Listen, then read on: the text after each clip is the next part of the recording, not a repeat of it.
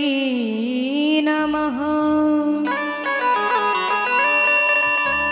श्री उमा महेश्वराभ्यां नमः। श्री राधा कृष्ण चरण कमलेभ्यो नमः।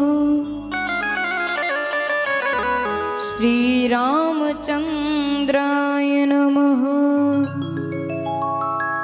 श्री हनुमतये नमः। श्री गुरुचरण कमलेभ्यो नमः।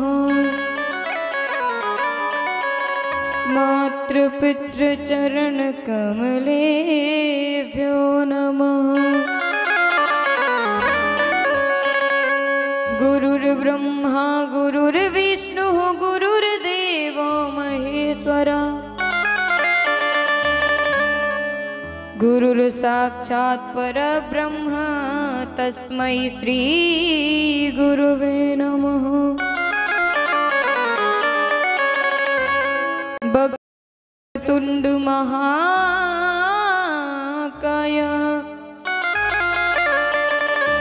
कोटिसूर्यसमप्रभा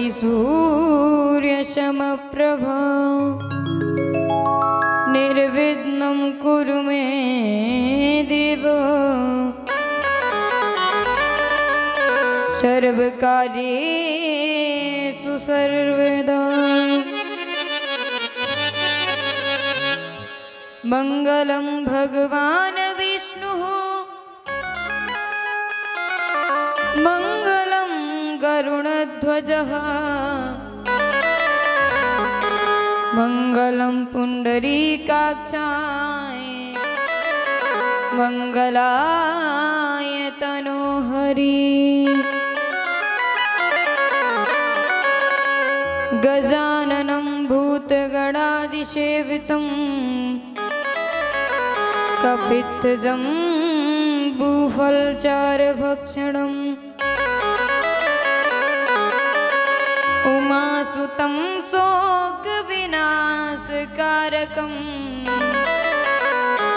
नमामि विघ्नेश्वर पादपङ्कजम्। नीलाम्बुजश्यामलकोमलाङ्गं सीतासमारोहपितवामभागं पाणौ महासायकचारुचापं नमामि रामं रघुवंशनाथं। सच्चिदानन्दरूपाय विश्वोत्पत्त्यादिहेतवे तापत्रयविनाशाय श्रीकृष्णाय वयं नुमः। नारायणं नमस्कृत्य नरं चैव नरोत्तमं देवीं सरस्वतीं व्यासं ततो जयमुदीरयेत्।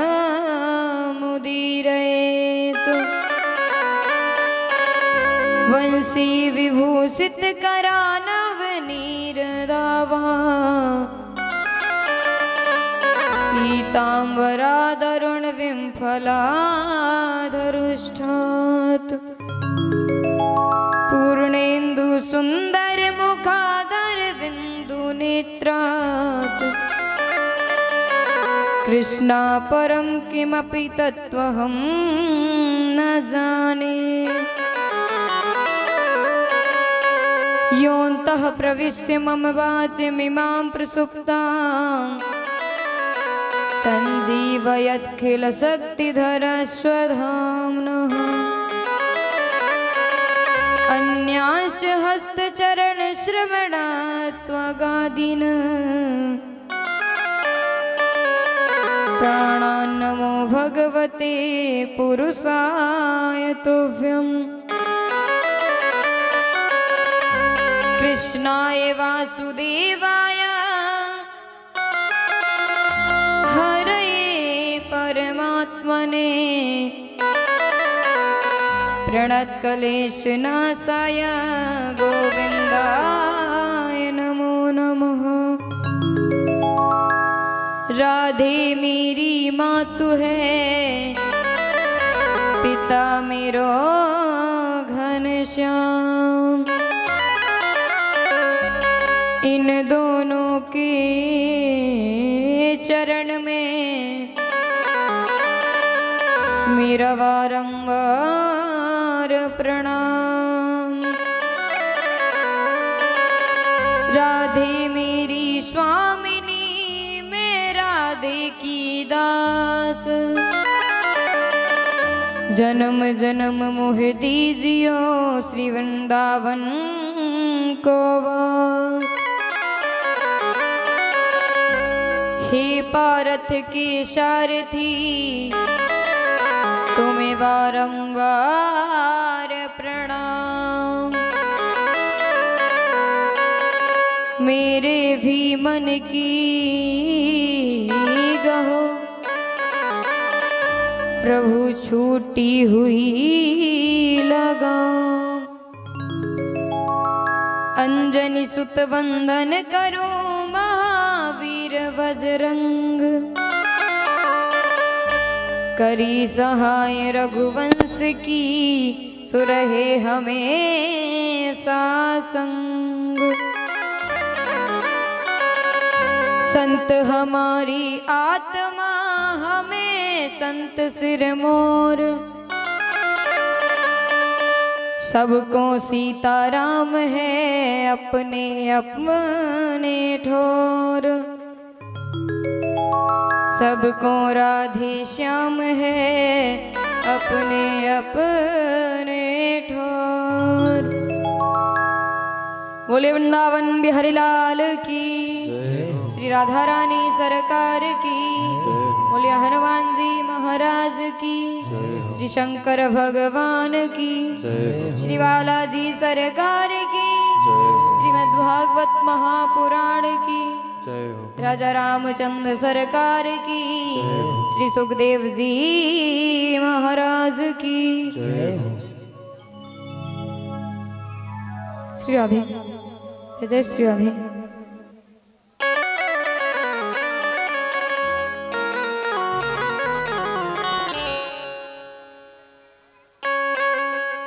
श्री राधे।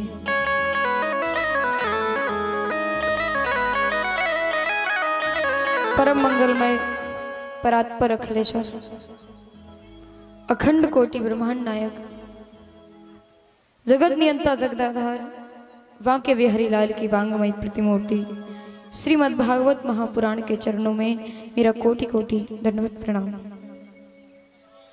परम आराध्या, परम लाडली वृषभानुजा, नंदिनी कीर्ति किशोरी श्री राधा रानी के चरणों में मेरा कोटि कोटि दंडवत प्रणाम। समादरणीय समलंकृत भगवत रस रसानुरागी श्रोता समाज और ममतामयी करुणामयी स्नेहमयी गार्गी मदालसा के पद चिन्हों पर चलने वाली हमारी प्यारी माताएं बहनें, हमजोली के प्यारे प्यारे नन्हे मुन्ने बालक बालिकाएं और इस पंडाल में उपस्थित हमारे पिता के समान, बाबा के समान सभी बुजुर्ग नौजवान भाइयों, सभी को मेरा प्रेम भरा राधे श्याम। इस मंच पर उपस्थित संत समाज, उन्हें मेरा प्रेम भरा राधे श्याम। और हमारे सहयोगी संगीत बंधुओं को मेरा प्रेम भरा राधे श्याम। और हमारे उपव्यास जो मंच पर उपस्थित हैं, उन्हें भी मेरा प्रेम भरा राधे श्याम। आइए इस मंच की परंपरा का अनुपालन करते हुए और अपनी मन और वाणी को पवित्र करने के लिए बड़े भाव से प्रभु का नाम सभी लोग बोलेंगे।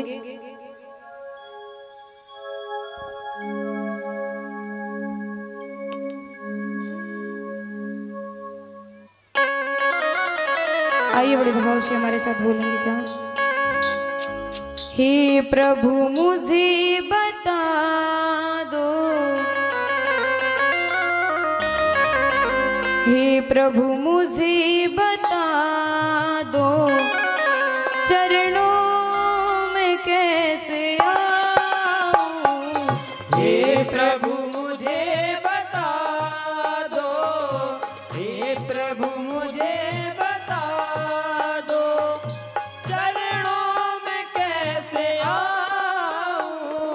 हे प्रभु मुझे बता दो, हे प्रभु मुझे बता दो चरणों में कैसे आऊं। हे प्रभु मुझे बता दो।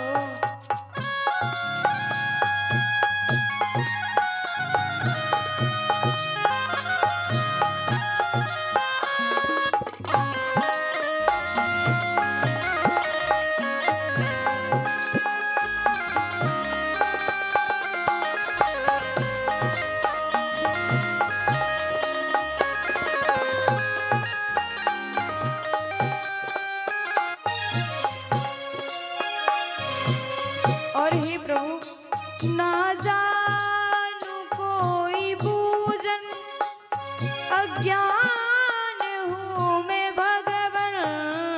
न जानू कोई पूजन, जय हो। अज्ञान हूँ मैं भगवन। ना जानू कोई पूजन जय हो। अज्ञान हूँ मैं भगवन।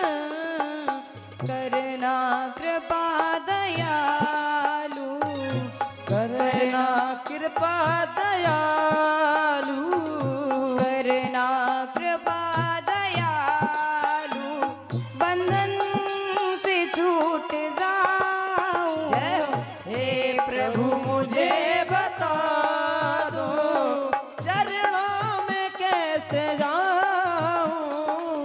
हे प्रभु मुझे बता दो। सभी लोग बोलेंगे जय हो।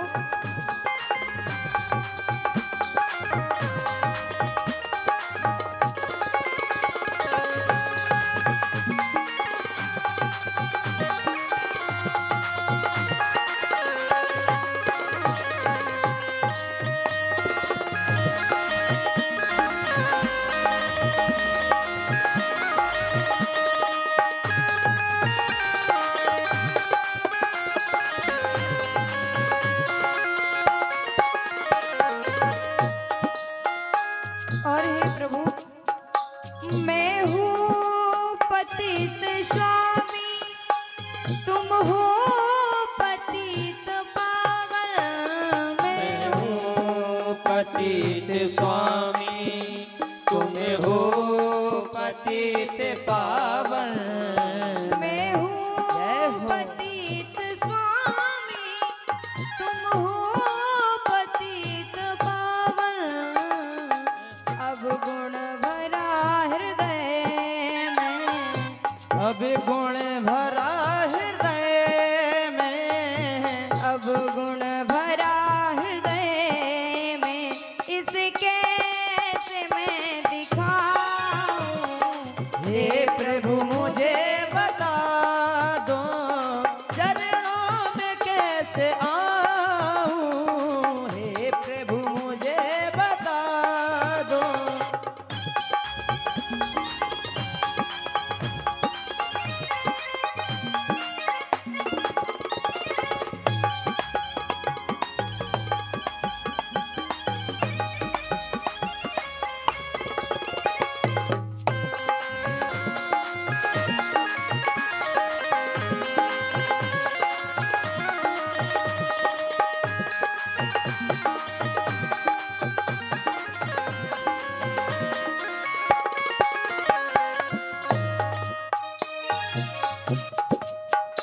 अच्छा हूँ या बुरा हूँ, जैसा भी हूँ तुम्हारा। अच्छा या बुरा हूँ, जैसा भी हूँ तुम्हारा। अच्छा हूँ या बुरा हूँ, जैसा भी हूँ तुम्हारा। ठुकराओ ना मुझे अब, ठुकराओ सिखाओ ना मुझे अब चरणों में सिर झुकाओ। हे प्रभु मुझे बता दो, हे प्रभु मुझे बता दो, चरणों में कैसे आऊं। हे प्रभु मुझे बता दो, हे प्रभु मुझे बता दो, चरणों में कैसे आऊं। हे प्रभु मुझे बता दो, हे प्रभु मुझे बता दो, हे प्रभु मुझे बता दो, हे प्रभु मुझे बता दो। बोले वृंदावन बिहारी लाल की। जय हो।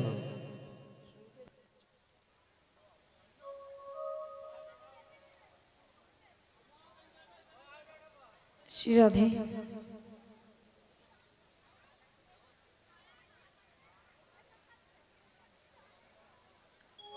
हम सभी का परम सौभाग्य है जो श्रीमद् भागवत की कथा हम सभी को श्रवण करने का सुअवसर प्राप्त हो रहा है। और ये जो भगवत ज्ञान गंगा बह रही है, इसका आज चतुर्थ दिवस है, जो कि आज हम सभी के बीच में हमारे वहां के बिहारी सरकार पधारेंगे। हम सभी आज उनका जन्मोत्सव मनाएंगे। कल की कथा में श्रवण किया, भूत बावन भोलेनाथ का विवाह हुआ। तो आज सभी चतुर्थ दिवस की कथा में प्रवेश करेंगे। बड़े भाव से पूर्ण मन को लगाकर प्रभु की इस परम मंगलमय कथा को श्रवण करेंगे।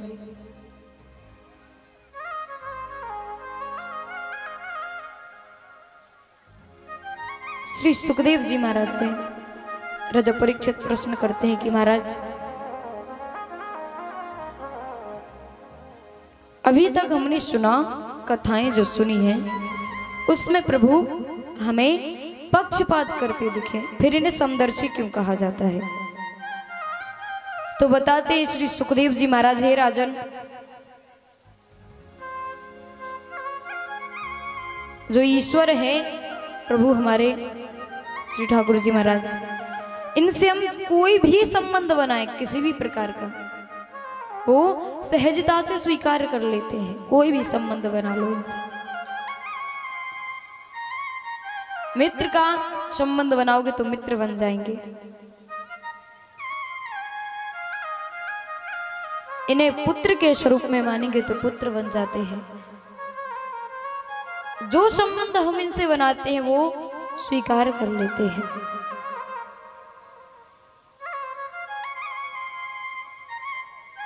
हिरण्यकश्यपु और हिरण्याक्ष दोनों सगे भाई हैं, जो कि हमने सुना था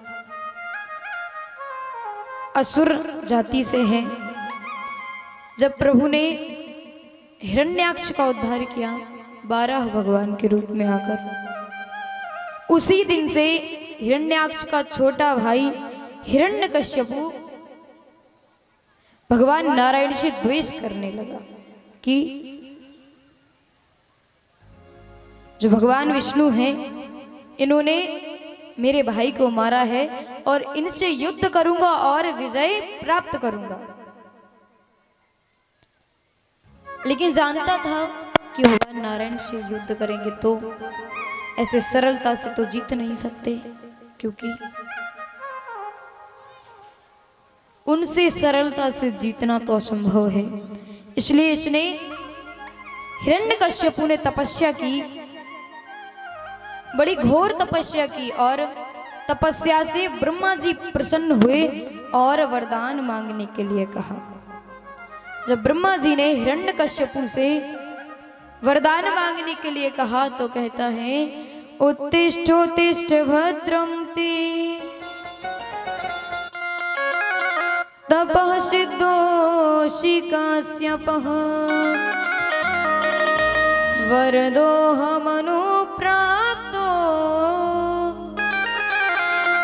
ह्रियतामीप्सितो वरः।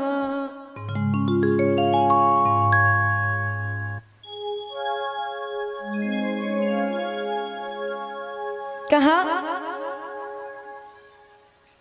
ब्रह्मा जी ने हिरण्यकश्यपु से कि मैं तुम्हारी तपस्या से प्रसन्न हूं और जो भी वरदान मांगना चाहते हो मांग लो।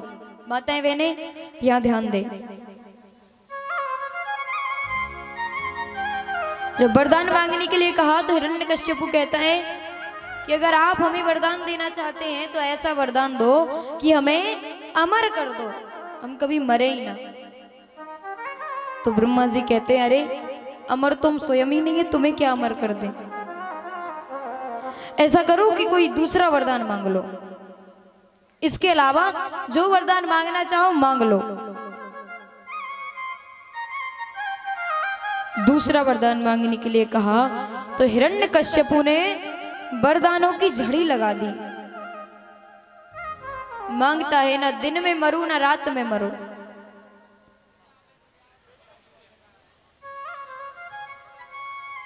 ऊपर मरूं ना नीचे मरूं, अस्त्र से मरूं ना शस्त्र से मरूं, और ब्रह्मा की रचाई सृष्टि में किसी से ना मरूं, न मनुष्य से मरूं न नर से मरूं। जो 12 महीने हैं न 12 महीने में किसी महीने में ना मरूं, ना अंदर मरूं ना बाहर मरूं। इस प्रकार से वरदानों की झड़ी लगा दी। तो ब्रह्मा जी ने कह दिया तथास्तु। कहा जो वरदान तुम मांग रहे हो वैसे तो ये वरदान दुर्लभ है,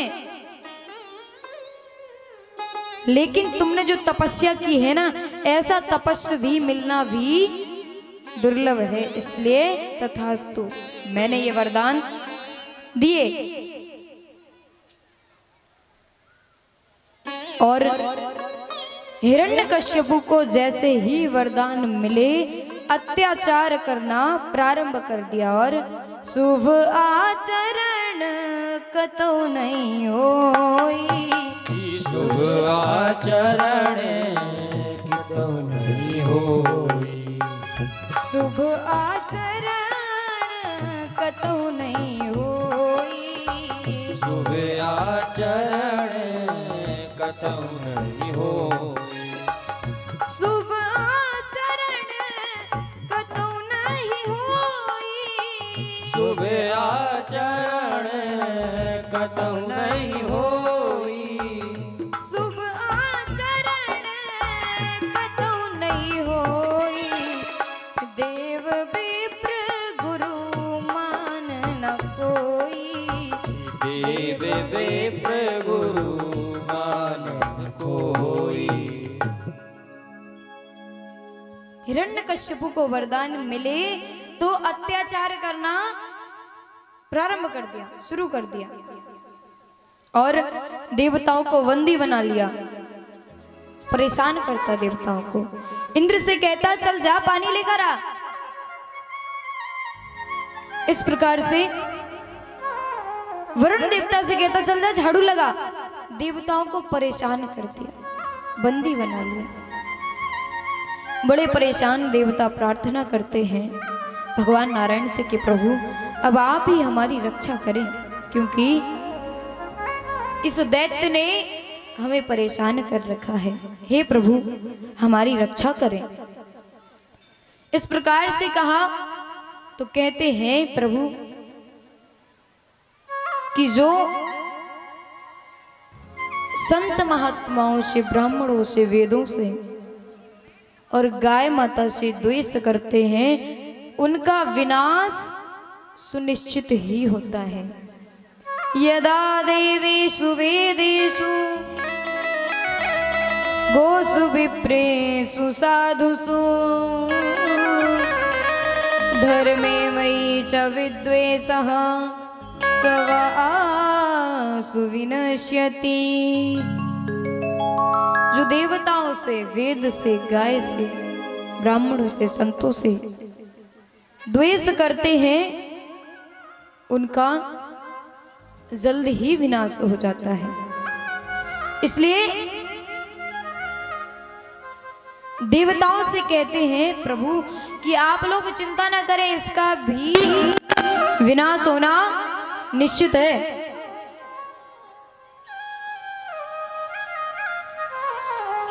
तो जब हिरण्यकश्यपु तपस्या करने के लिए गया था, उस समय हिरण्यकश्यपु की पत्नी कयाधु गर्भवती थी। जब हिरण्यकश्यपु तपस्या करने गया तो इंद्र कयाधु का हरण करके ले जा रहे थे। तभी देवर्षि नारद जी ने कयाधु को इंद्र के चंगुल से बचाया और आश्रम में रहने लगी। कयाधु गर्भवती थी, प्रभु का भजन करती, संकीर्तन करती। और जब माताएं गर्भवती होती हैं, उस समय माताओं को अच्छे अच्छे कार्य करने चाहिए। सुंदर सुंदर पुस्तकें पढ़ें, भक्ति करें, भजनों को सुने, प्रभु की कथा सुने। क्योंकि जब गर्भावस्था में जो कार्य करते हैं उनका प्रभाव जो बालक होता है उस पर पड़ता है। इसलिए जब गर्भवती हो तो अच्छे अच्छे कार्य करें, दान करें, भक्ति करें, भजन करें। कयाधु भजन करती, कालांतर में बालक को जन्म दिया जिनका नाम है प्रहलाद जी। 4 पुत्र हैं हिरण्यकश्यपु के, संतलाद, अनुलाद, हलाद और प्रहलाद। 4 पुत्र हैं। जो प्रहलाद जी हैं, बचपन से इन्हें एक रोग लगा था, कृष्ण नाम की भक्ति का रोग। और जिसे ये रोग लग जाता है ना, तो वह संसार के किसी काम का नहीं रहता। पता नहीं कब रोने लग जाए, कब हंसने लग जाए। और इस संसार की नजरों में तो पागल माना जाता है, जिसे ये रोग लग जाता है, भक्ति का रोग। इस संसार की नजरों में वह पागल हो जाता है और इस संसार वालों के कोई काम का नहीं रहता। क्योंकि जो प्रभु के काम का हो गया वो इस संसार वालों के काम का। इसीलिए बड़ी सुंदर बात आई है, कोई पागल है धन दौलत का, कोई पागल सुंदर नारी का, लेकिन सच्चा पागल वो पागल है जो पागल बांके बिहारी का। ये दुनिया पागल खाना है, यहाँ पागल आते जाते हैं। जय हो। और अपना अपना कहने वाले सब पागल हो जाते हैं। जो इस दुनिया में आके अपना अपना करते, ये हमारा, ये पराया, कोई किसी का नहीं है। सच्चा पागल वो ही है जो पागल बांके बिहारी का। इसीलिए जो प्रहलाद जी हैं, ये भगवान नारायण के पागल हैं, दुनिया से कोई मतलब नहीं। बचपन में ही विद्या ग्रहण करने के लिए संडामर्क के सानिध्य में भेजा।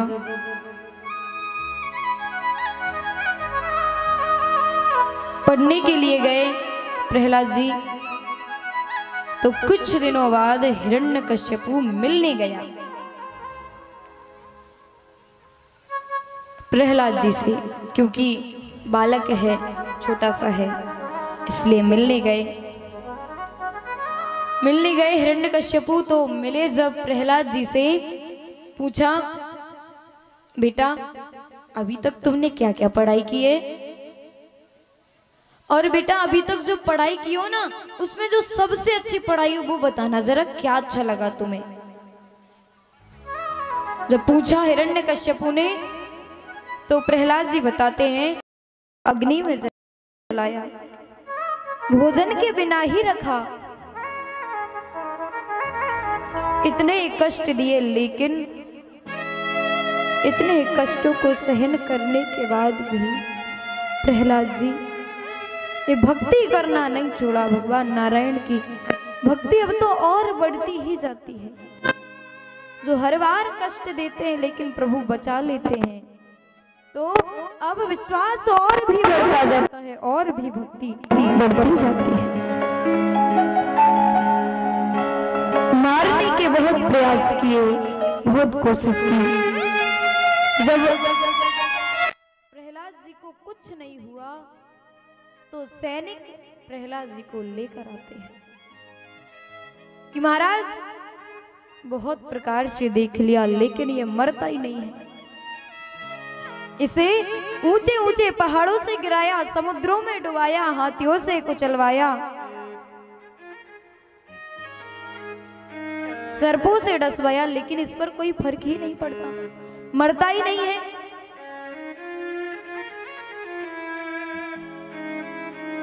इस प्रकार से कहा तो हिरण्यकश्यपु कहता है, लास्ट बार कहता हूं, आखिरी बार कहता हूं कि इस बार भेज रहा हूं, अब की बार पढ़कर आना तो ऐसा बिल्कुल मत पढ़ना। पुनः भेजा।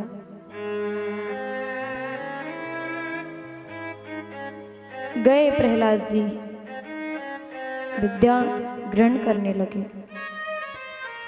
एक दिन प्रहलाद जी के जो गुरु जी हैं संडामर्क कहीं गए हुए थे, तो अपने मित्रों को बुलाया और कहते हैं कि भैया चलो आओ आज एक खेल खेलते हैं। कहा भैया कौन सा खेल? लुका छिपी खेलते हैं। कहते भैया ये तो बहुत पुराना खेल हो गया है।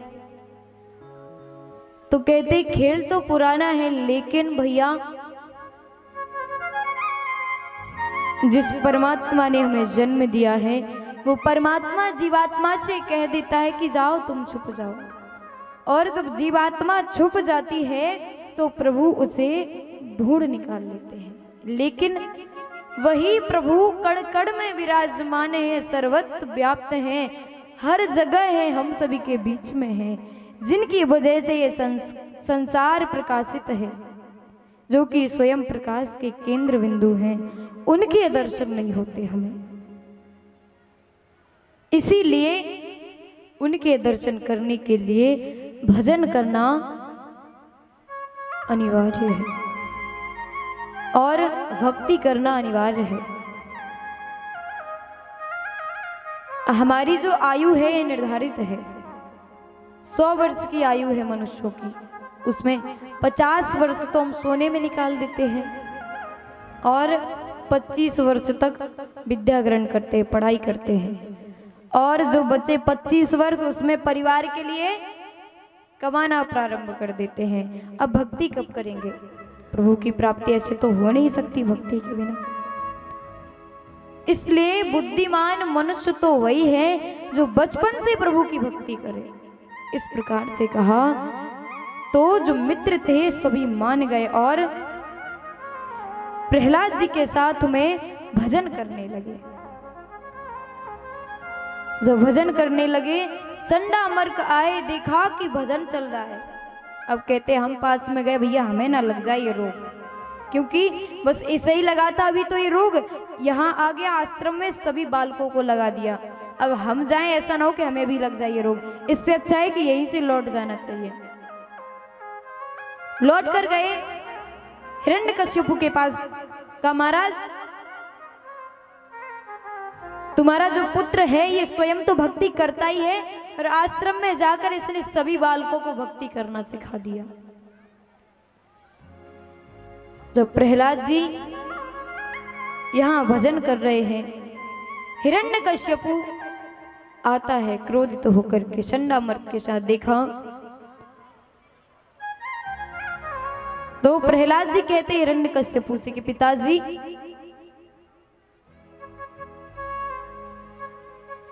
इस संसार में 2 आनंद है, विषयानंद और ब्रह्मानंद। जो विषयानंद है इसमें हमें नहीं फंसना चाहिए, प्राप्त करना। आइए हम भी बड़े भाव से प्रभु का नाम, उसके बाद कथा को आगे बढ़ाएंगे। जो करते रहोगे भजन धीरे धीरे, भजन धीरे धीरे तो मिल जाएगा वो, मिल जाएगा वो सजन धीरे धीरे। जो करते रहोगे भजन धीरे धीरे, भजन धीरे धीरे तो मिल जाएगा वो, मिल जाएगा वो सजन धीरे धीरे। करते रहोगे सभी लोग गाएंगे, दोनों हाथ खोल के ताली हो जाती है। भजन धीरे धीरे मिल जाएगा वो सजन धीरे धीरे।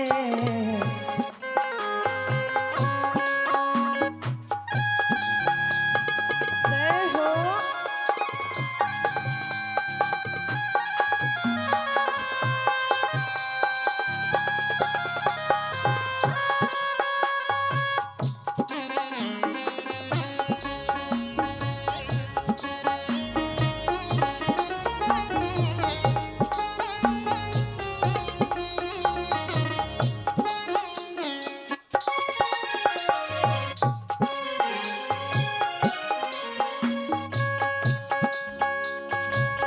जो करते रहोगे जय हो भजन धीरे धीरे, भजन धीरे धीरे तो मिल जाएगा वो, मिल जाएगा वो सजन धीरे धीरे।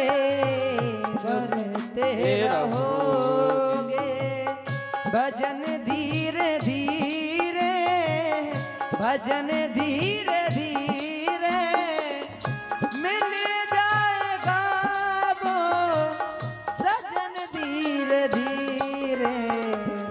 करते रहोगे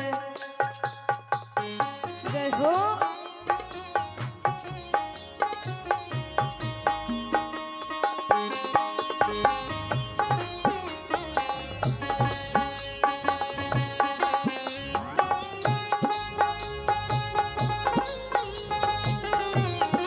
जय हो।